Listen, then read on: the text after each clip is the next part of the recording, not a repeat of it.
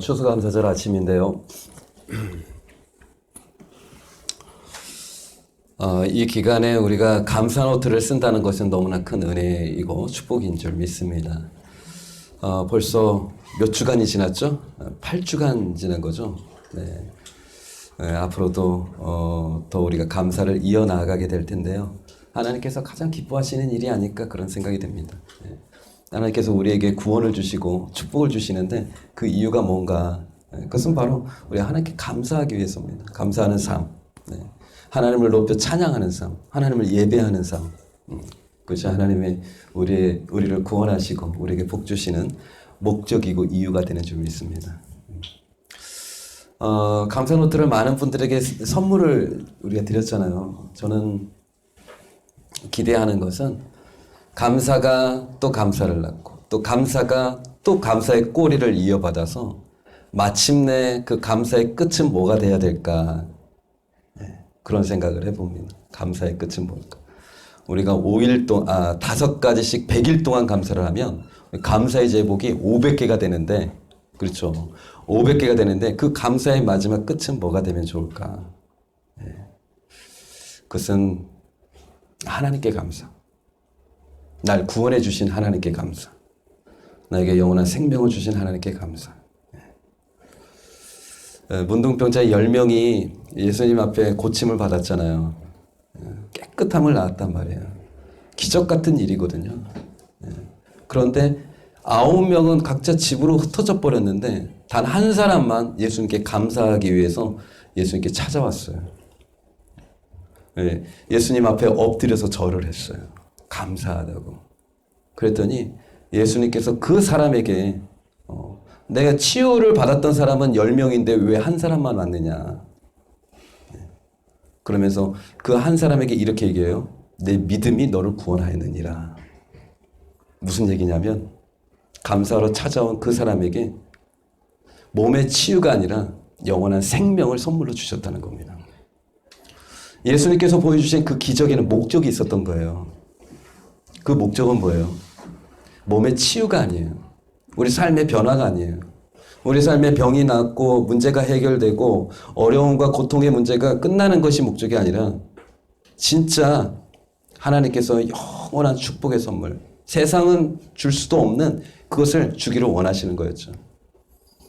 그런데 9사람은 감사를 이어받지 못하여 진짜 예수님이 진짜 원래 주시고 했던 그것을 받지 못하는 그 아쉬움이 있었잖아요.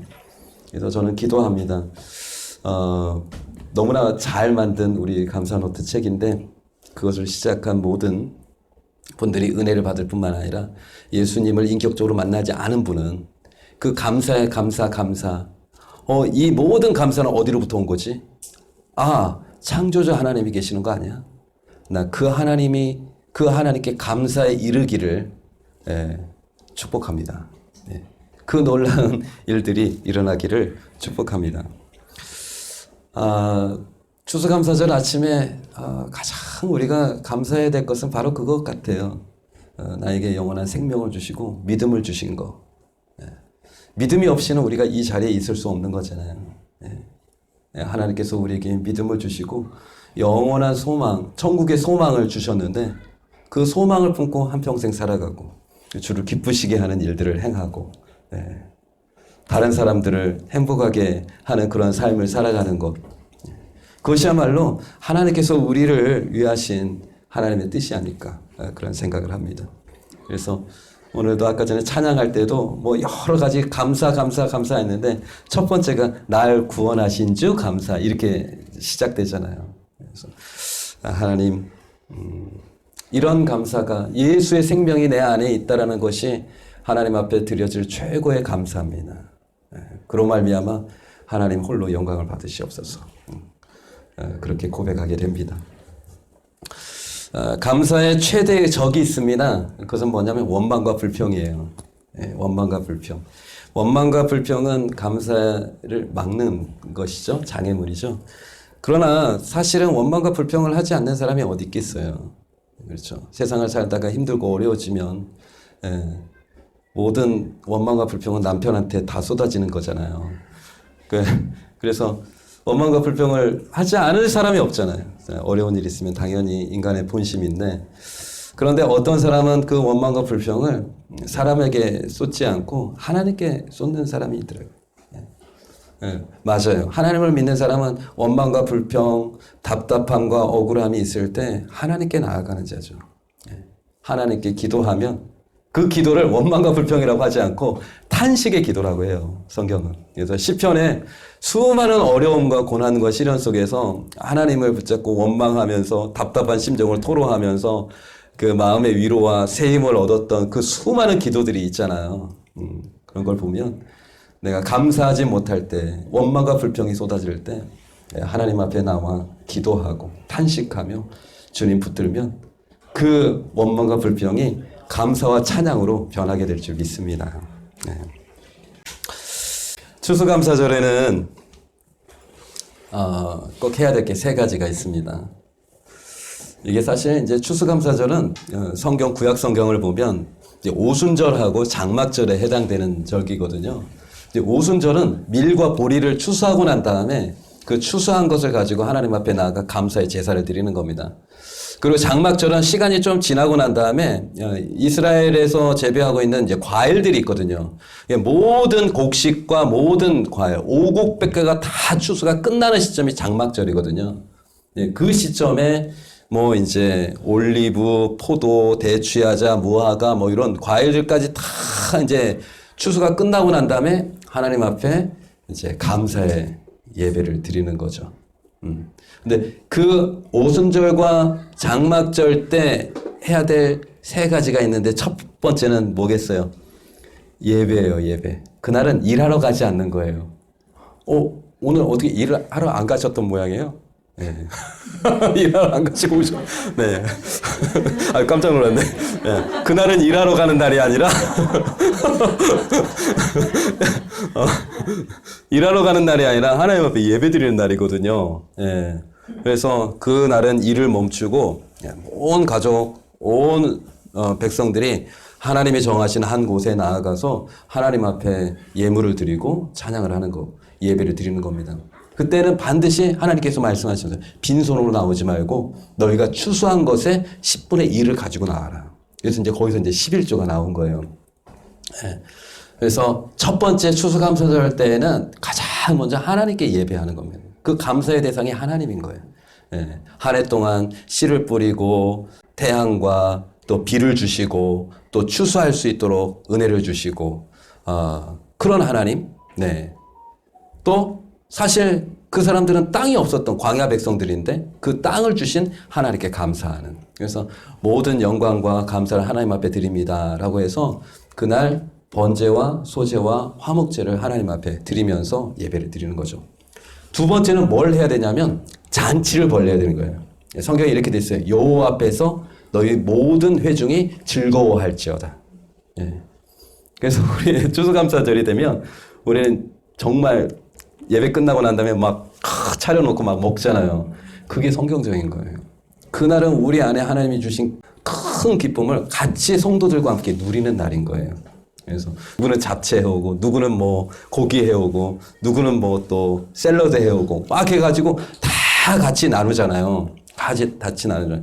그 잔치를 위해서 또 예물을 드리는 겁니다. 그 예물을 드려요.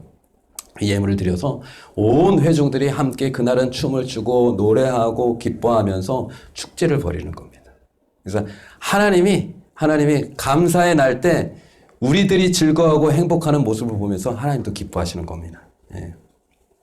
그리고 세 번째는 뭐냐면 가난한 사람, 소외된 사람, 고아와 과부와 이웃을 위해서 이렇게 그들에게 음식을 나눠주고 베풀어 주는 겁니다. 그래서 3년에 한 번씩 잔치를 이렇게 쭉 잔치를 벌이잖아요. 예배드리고 잔치를 벌려야 되는데 3년에 한 번씩은 잔치를 벌리는 게 아니라 보니까 그래요. 잔치 벌일 그 비용을 가지고 누구에게 주냐면 고아와 과부와 가난한 자, 소외된 자, 기업이 없는 레위인들에게 그것을 주도록 되어 있더라고요. 이번에 우리 신명기 공부하면 큐티하면서 우리가 들었죠. 예. 그래서 이게 하나님이 기뻐하시는 일이구나. 하나님은 풍족한 자의 하나님이시면서도 가난하고 의지할 것 없고 소외되고 어렵게 살아가는 사람들을 위한 하나님이시구나. 네. 하나님의 마음은 늘 소외된 자들, 고아들, 과부들, 그들을 향한 긍휼의 마음을 가지고 있다는 것입니다. 그래서 비록 코로나 때문에 그런 생각이 들었어요. 코로나 때문에 우리가 잔치를 할 수가 없잖아요.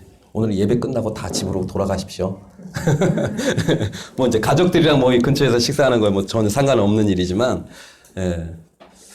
그런데 오늘 우리가 먹고 즐길 잔치의 비용은 다 우리 소외된 이웃들을 위해서 흘려보내는 게 하나님 기뻐하시겠구나. 그런 마음을 하나님께서 주셔서 올해는 비록 우리끼리 같이 나누는 큰 잔치는 없지만 우리 오랫동안 방문하지 못했던 그렇죠? 참사랑 마을 네. 그리고 시리아 선교사님 시리아 선교사님이 목숨을 건 지역이거든요. 그 터키 그쪽은요. 근데 가족들과 함께 거기서 11년 사역을 하고 이번에 되게 많이 힘드셨나 봐요.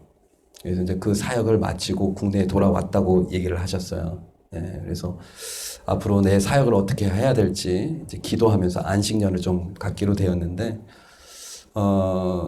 풍성한 열매를 맺는 선교사님들에 대해서는요, 우리가 교회도 큰 교회도 막 적극적으로 후원하고 후원자들이 많아요. 그런데 온 삶을 다 헌신했는데도 불구하고 열매가 없고 힘들고 어려운 선교사들은 우리 교회에서 또 철저하게 또 외면하거든요. 그러면 안 되겠다. 그러면 안 되겠다. 기업이 없는 레위인들을 도우라고 그랬거든요. 레위인은 분명히 그 제사 업무를 하면서 거기에서 이제 몫을 받아요. 그러나 일이 없는 레위인들이 있단 말이야. 그들은 땅도 기업으로 받지 않고 먹을 양식도 없단 말이에요. 그러니까 가난한 자들 중에 가난한 자예요. 선교사님들을 위해서 이번에 우리가 물질을 흘려보내야 되겠다. 격려해야 되겠다. 그런 마음을 하나님께서 우리에게 주셨어요. 그래서 뭐 매번 저는 그런 말씀을 드리지만 저는 뭐 탁월한 목사, 능력 있는 목사 이런 목사보다는 누군가 한 사람에게 고마운 목사 그렇게 됐으면 좋겠어요. 그 선교사님에게 우리 기쁜 교회를 생각하면 임채진 목사를 생각하면 그분 고마운 분이지. 그 교회 참 우리한테는 고마운 교회야. 이런 말을 들을 수 있으면 족하지 않나? 이런 생각이 듭니다. 추수감사절 하면 저는 그런 생각이 들어요. 내 인생의 추수의 때도 결산의 때도 임박할 텐데 나는 그때 무엇을 들고 하나님 앞에 나아갈 것인가. 저하고 같이 교제를 많이 했던 그 김지선 목사님이라 계시는데 그 목사님 용인에서 목회하시는데 그분 아버님이 대단히 훌륭하신 분이에요. 그분은 바보 목사예요. 진짜. 예. 진짜 말 그대로 오른밤을 치면 왼밤도 돌려댈 분이에요. 겉옷을 뺏어가면 속옷까지 내주실 분이에요. 예. 그러니까 그냥 예수님이 시키는 대로 하셨던 분이에요. 그러니까 얼마나 고생이 많았겠어요. 가족들이 다. 예. 그래서 그 아들 되시는 그 목사님은 우리 아빠는 바보 목사야. 바보. 저런 바보가 없어. 바보. 예수 바보지. 예. 그런데 그분 마지막 생애가 작년에 돌아가셨는데요. 마지막 주일 예배를 추수감사절 예배를 그 아들 교회에서 드리고 돌아가시면서 몸에 이상이 생겨서 응급실로 돌아갔다 며칠 후에 소천하셨어요. 그러니까 그분의 인생의 마지막 그 예배가 추수감사절 예배였어요. 그것도 아들 개척한 그 교회에서 드렸던 예배인 거죠. 거기는 어떤 영적인 의미가 있는 게 아닐까 저는 그런 생각이 들었어요. 자신의 인생을 마지막 다 결산하는 그 자리, 추수감사절 예배를 드리고 하나님 앞에 나아간 것이죠.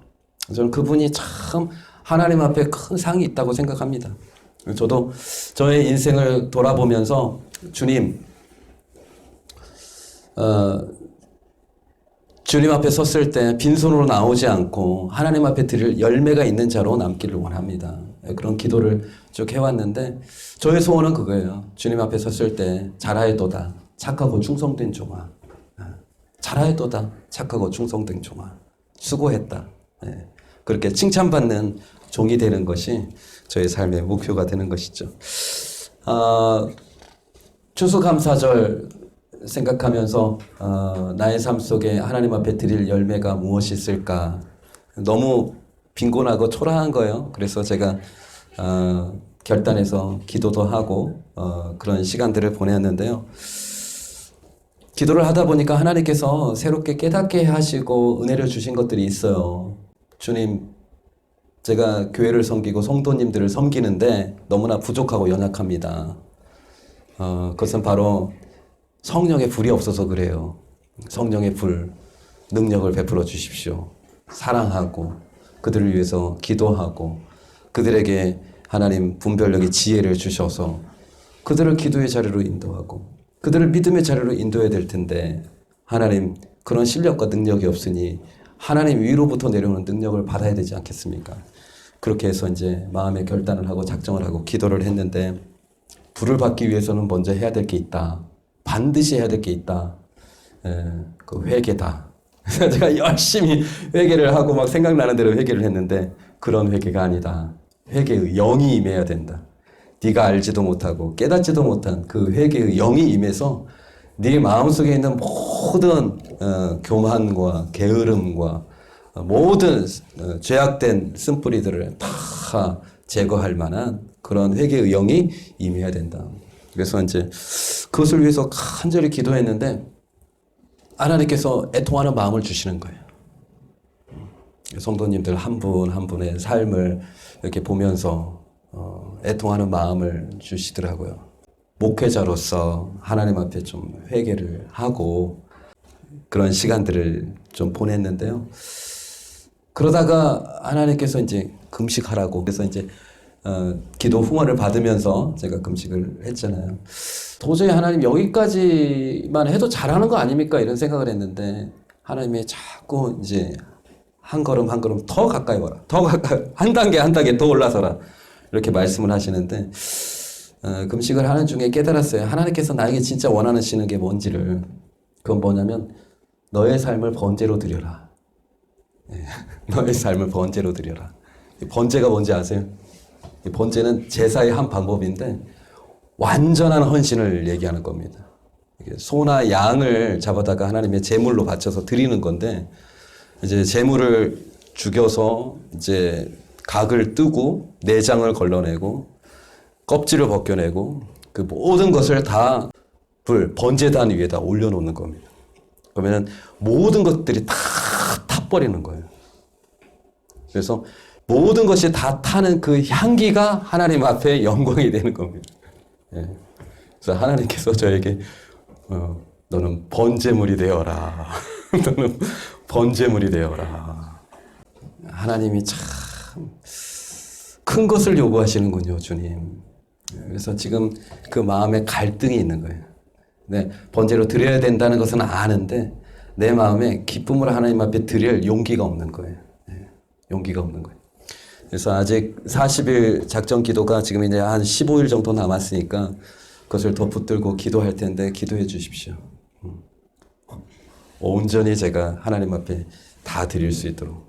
이제 40일 작전 기도를 시작하게 된 그 계기가 바로 이제 동두천에 계신 목사님의 도전을 받았잖아요. 그분 뭐 사역도 너무 잘하시고 능력 있게 하시는데 진짜 온종일 40일 동안 철회를 해버리셨잖아요. 12시부터 그 7시까지 기도하다가 퇴근하고 또 사역하고 그분은 열정이 대단하신 분인데 제가 금식 마지막 날 저녁에 그분께 전화를 드렸어요. 사실 목사님 모르거든요.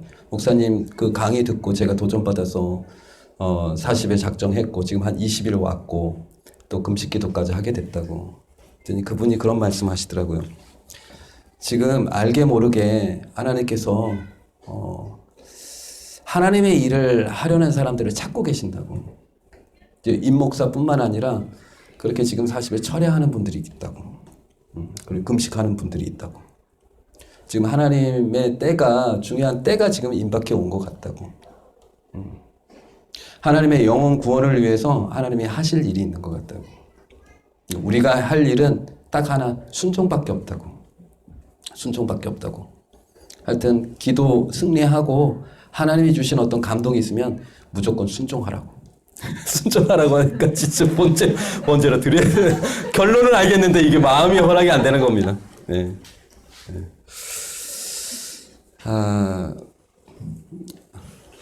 애통하는 마음을 달라고 했는데,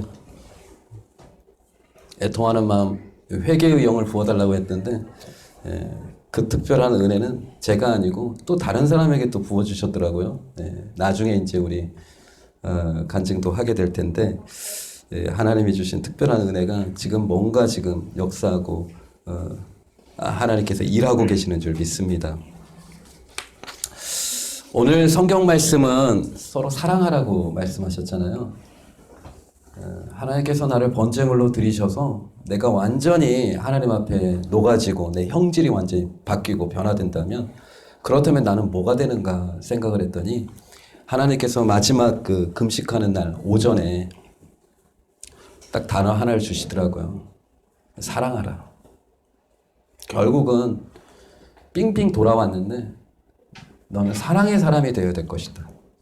저희 어머님이 저 목사 안수를 받을 때 이런 말씀을, 뜬금없이 그런 말씀 잘 하시는데, 옛날에는 저 신학대학원 들어갈 때는 내 아들은 새벽을 깨워 기도하고자 하는 열망이 없어.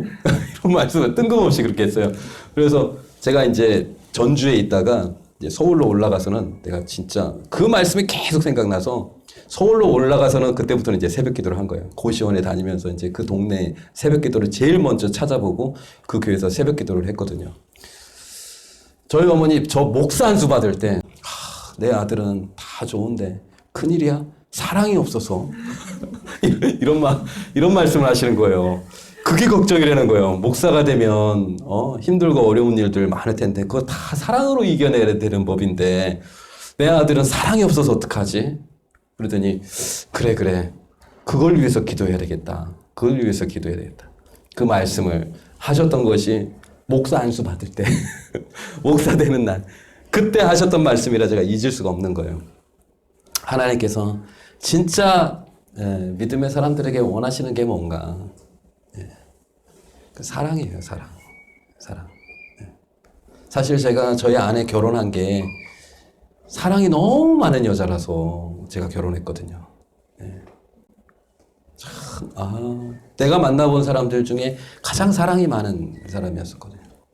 저 사람이면 되겠다. 외모는 내 스타일이 아니지만